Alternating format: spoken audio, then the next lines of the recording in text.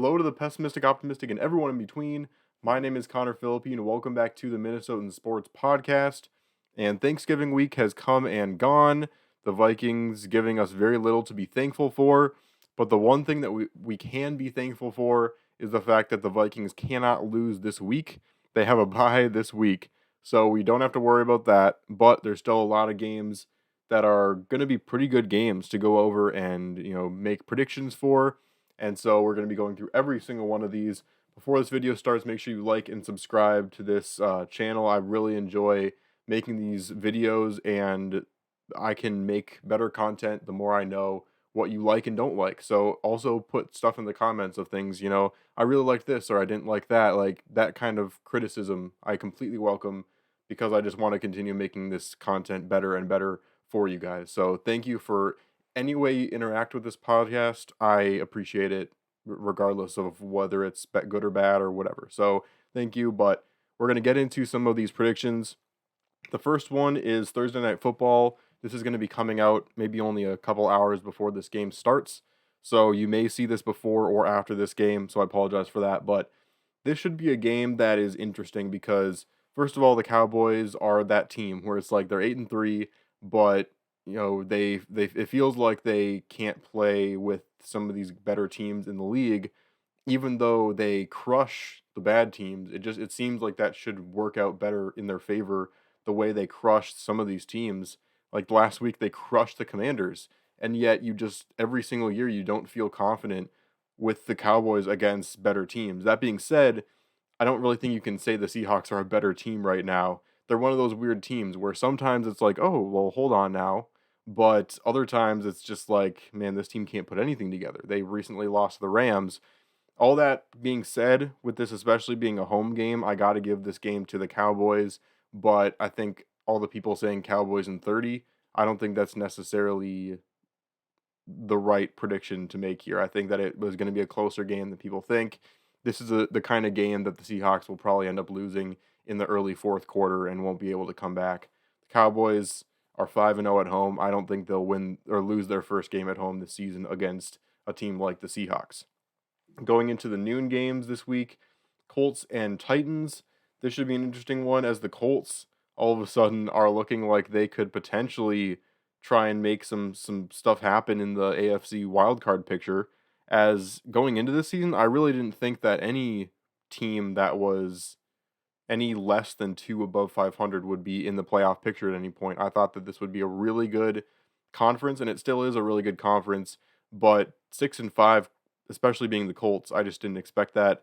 Minshew is somehow leading this team past some foes, even though he's got 8 TDs and 7 interceptions. That's a bad ratio, but it seems like he's doing just enough for this running game and this defense to get past. And they're favored against this Titans team that is just all over the place right now. I mean, they are trying to find themselves as a franchise, and I just don't think that they are going to get this win. The Colts also, the Titans, I don't think that they are expecting at this point to be a playoff team. The Colts have a lot more to play for. It's the time of year where you feel like that starts to become more and more of a factor. Some of these teams are just fighting a little bit harder. So I say the Colts come away with that victory. But again, I think this will also be a pretty close game, especially with it being an interdivisional matchup.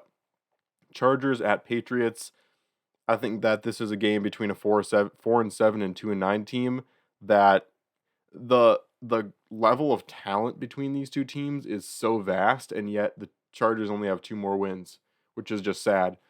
Everyone knows at this point I picked the Chargers to win the AFC West before the season started. It was my really, over the top, bold prediction, and boy was I wrong about it. I still think the Chargers are. I think the Chargers honestly might be one of the most talented 4-7 teams I've seen in a very long time. That for that reason, I have to go with the Chargers over the Patriots, especially with the Chargers. They're 4-7, but they feel like they can play so much better than they are right now. And for that reason, I feel like they're still going to try and fight for a playoff spot. I don't think they're going to get there, but it's going to be a step in the right direction when they beat the Patriots here this upcoming week. Lions at Saints. The Lions coming off of a rough Thanksgiving loss. It's just like you thought it would finally be different for the Lions on Thanksgiving. Finally a home game on Thanksgiving where they're heavily favored against a Packers team that was kind of starting to pick up speed, but you thought, as soon as they play a good team, it won't last. But sure enough, the Packers outperformed the Lions once again on Thanksgiving, and I hated to see it. But I do think they're going to bounce back here against the Saints. The Saints are 5-6 right now. Funny enough, these two teams with such different records are both fighting for their divisions, with the NFC South just being absolute trash this season. So trash that the one-win Panthers still technically have a shot to host a playoff game this season. But I think that the Saints are so in flux with so many different things right now. I think that the Lions are going to have a chip on their shoulder, and I think this game isn't going to be close. Hate to say it for Saints fans, but I say the Lions come away with a very convincing victory after a rough loss left a bitter taste in their mouths last week. They're trying to wash it away, and I think they will. Falcons at Jets. The Jets, I wonder if they're going to try and get some newfound energy off of the fact that Aaron Rodgers might come back. Because if they win the next couple games, the Falcons are a beatable team. If they win the next couple games and then Aaron Rodgers finds a way to come back in the next few weeks, which I still don't think is a good idea for him to do, but right now 6-5 is in the playoffs. So you'd think that potentially 9 or 10 wins would get you in the playoffs, and right now the Jets max is 10. So I don't know. I don't think they have a shot, and I think that they're going to have to win the next two in a row in order for them to even consider putting out Rodgers. But against the Falcons, man, this is tough. Atlanta has a -2 favor to win this game. The Jets have so much on their shoulders right now to try and find a way to get this one for Aaron. I just don't have any faith in the Jets right now, considering the fact that they've benched Zach Wilson. I mean, the quarterback position is just so bad. That being said, the Falcons' offense has been so rough, and against the Jets' defense that is so good, you feel like the Jets could win this game just simply because of their defense. You know what? I'm going to say the Jets win. I'm going to say at home with honestly still a lot to play for to try and give Aaron Rodgers a shot to make this team a playoff team. I think they know what they have to do, and I think they'll get a win against this Falcons team that is 1-4 away. Jets are also 2-4 at home, so I guess that doesn't really say much. But I don't know. I feel like this Jets defense could single-handedly win this game. Cardinals Steelers, I think this is a no-brainer. The Steelers should win this game. I don't think the Cardinals will win or will score much more than 14 in this game, honestly. The Steelers defense, just incredible. Kenny Pickett's probably going to find a way to try and lose this game for the Steelers, but it's just incredible how bad their quarterback play has been, and they're still 7-4. It's also a home game, so I think it's a no-brainer to pick the Steelers in that matchup. We've got the Dolphins at the Commanders. Now, this is one. Oh, this is tough. Everyone knows at this point, but I do a upset of the week every week, and there's not a whole lot of options here. I'm not going to pick Cardinals over Steelers, like I already mentioned. I don't know. There's really not many other options. So right now it's between the Dolphins, Commanders, or Packers, Chiefs, and I'm not going to will Packers over Chiefs into existence. So let's go with Commanders over Dolphins for upset of the week. And it's honestly one I feel like I just have to do because I don't feel good about any of these other upsets. Commanders playing at home, they are 1-4 at home, which is not good. Dolphins, though, I don't know. I feel like the Dolphins every once in a while are due for a rough game. And, the Dolphins lost a key piece of their defense last week. I don't know. I'm trying to justify this when I'm really just picking it because I feel like I have to. But yeah, let's just go with Commanders over Dolphins for upset of the week. Cross our fingers and see if it works out. Broncos at Texans. This is, try telling someone 5 weeks ago that this would be one of the most exciting and anticipated matchups of a week, where the Broncos and the Texans are battling it out for a chance to be potentially the 7th seed in the AFC. Of course, the Colts I predicted to beat the Titans, so they could still hold on to that spot. But both of these two teams with a lot to play for, both of these teams defying expectations right now. Broncos have a 4-game winning streak at this point, including a win against the Vikings a couple weeks ago. The Texans came off of a really rough loss to the Jags, where if they had won that game, they would have had a legitimate shot of being a front runner in this AFC South division, which I never would have thought for the Texans right now. CJ Stroud is playing so well. I don't know. I mean, I feel like the Texans offensively impressed me a lot against the Jags. And honestly, I think they're better than what their record says they are, which is crazy. But Stroud is clear rookie of the year, 19 TDs, 5 interceptions. I mean, this Broncos team is shown resilience, but I think the Texans record is a lot more indicative of the team they are and how good they are, whereas the Broncos I feel like are riding a wave right now. And I don't know if that makes sense, but for that reason, I got to go with the Texans over the Broncos in what should be one of the best games of the week, honestly. Again, never thought I'd say that going into the season, but that would make the Texans 7-5, and it could come down to the last few weeks in terms of if they would get that 7 seed or even 6 seed in the AFC. Panthers and Buccaneers. Panthers are 1-10. I've said it before that I don't think I can pick the Panthers unless they win again. I honestly feel like they might just end up with that one win throughout the entire rest of the season. Maybe Bryce Young can pick it up a little bit and it can get him a couple wins near the end. But I got to go with the Bucs to win this game, especially considering the Bucs still have a legitimate chance in this NFC South division, just because of how bad it is right now. 6-7 is the winner of this division, or 5-6 is winning this division right now. So I got to go with the Buccaneers to win this game. Browns and Rams. This is also a sneaky good matchup between a Rams team that has been really playing the spoiler so far this season. They're, again, like I've been saying this, they're kind of like the Broncos a few years ago, where they are not a good team, but they always come to play against the best teams in the league and always find ways to be sneaky and try and pull off that upset. They're 5-6 going into this game, and the Browns are still trying to fight for that AFC North, which is incredibly competitive. We talked about the Steelers having a game where they're expected to win against the Cardinals. They know that this is a must-win if they're going to have any shot of overtaking the Ravens for this division with only 6 weeks left to go in the season, including this one. So I think the Browns, I have to say the Browns win this game.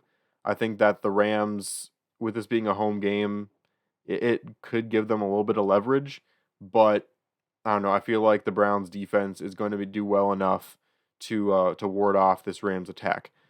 49ers Eagles, another one of the most easily the most anticipated matchup of the week, where okay, so we got San Francisco that is a 3-point favorite to win, and everyone's talking about how the 49ers are 8-3, the Eagles are 10-1, and yet the Eagles are underdogs. What else is new? And really, think about some of the ways the Eagles have won these games recently, including last week. They had to have Jake Elliott save them once again against the Bills, the same Bills team that just lost to the Broncos recently. They've had a lot of really close games, and the only games they've really beat up on teams was some of the games against bad opponents. They haven't really had a convincing win against a really good team. And I feel like the Chiefs, when the Eagles played the Chiefs didn't play their best game. I really don't think they did. And so I don't think this is an Eagles team that necessarily is as good as other 10-1 teams that we've seen in other different seasons. I just don't think they're at that level yet. Whereas the 49ers, I feel like they could easily be 10-1 right now. They just had a really weird slump in the middle of the season, and now they're playing back up to that standard. I've said that I won't pick the 49ers, or I feel like the 49ers will win the entire rest of the way, and that I can't pick against them until I see them lose, because they are genuinely tearing up the entire league right now with their rushing attack. Brock Purdy, after struggling a little bit, has 19 TDs and 6 interceptions now. He's got good numbers. I have to go with the 49ers to win this game against the Eagles, and you can say it's biased because I'm a Vikings fan and I hate the Eagles, and I do hate the Eagles, but it's really just the 49ers are too hard to not pick at this point in the season. They've just been tearing it up. The defense is even better now with Chase Young. I mean, it's scary. The 49ers are a very scary team, and I think that they're going to win this matchup. Chiefs and Packers. Now, the Chiefs are just not playing up to the same standard that they have in seasons past. This offense is, I feel like it's just not connecting in the same way it usually does, and yet they're still finding a way to be 8-3 right now. They are in a very tight battle with all these other teams in the AFC that are all either 8-3 or 9-3. Every single division winner right now, or leader anyway, in the AFC is either 8-3 or 9-3. And the Chiefs need to keep pace with the Baltimore Ravens. This is an important game for them to win. And Patrick Mahomes on Sunday Night Football, I'm sorry, I just can't bet against that. I feel like Jordan Love is not going to play his best game on under the lights, because I feel like they've been the Packers in recent years have really done well when they fly under the radar. When they're underdogs, they play their best version of football. When expectations are high for them, I feel like it starts to come crashing down. And I feel like this is the week where it's going to start happening, where the Packers are under the lights, so many expectations after winning a few games in a row, and I feel like the Packers will not win this game. I feel like the Chiefs have so much to prove after losing to the Eagles. They're going to be mad. I think the Chiefs win this game. And then, man, a matchup that we were really robbed of now, the Bengals at the Jags on Monday Night Football, could have potentially been Trevor Lawrence versus Joe Burrow, with both teams having a lot to play for. The Jags, were able to stave off the Texans, but they're still only 2 games ahead of them. They play them one more time this year, so that's one potential loss. I feel like the Jags really want to get this one done. The Bengals, if they had Joe Burrow at this point, would probably be at least 6-5, not 5-6, and they would be battling for a playoff spot. So this was really a matchup that we were robbed of. But with the Bengals not having Joe Burrow, I got to give this one to the Jags. I think that, they're 8.5 favorites right now, and I think that's warranted. Even with Trevor Lawrence not really having an MVP year by any means, he's just doing enough anyway to lead this Jaguars team. Had an impressive win against the Texans. I think they're going to win this one and further solidify their chances of winning the AFC South this season. So anyway, that does it for all of the matchups for week 13, week 13. What is wrong with me? Let me know in the comments what you think, what your predictions are for these matchups. It should be another really good week. Also, keep in mind, I'm going to be doing some videos with my good friend Jake, who was actually the best man at my wedding, and we're going to be doing some content about the Twins going into their off season. Some things are already happening in the MLB. We're also going to be doing a Vikings or State of the Vikings address, something that I always do during the Vikings bye week, and I think that'll be really fun as well. So make sure you check out those videos. Those will be dropping around Monday through Wednesday of next week. So make sure you check those out. But thanks so much for watching this one, and I'll see you on the flip side.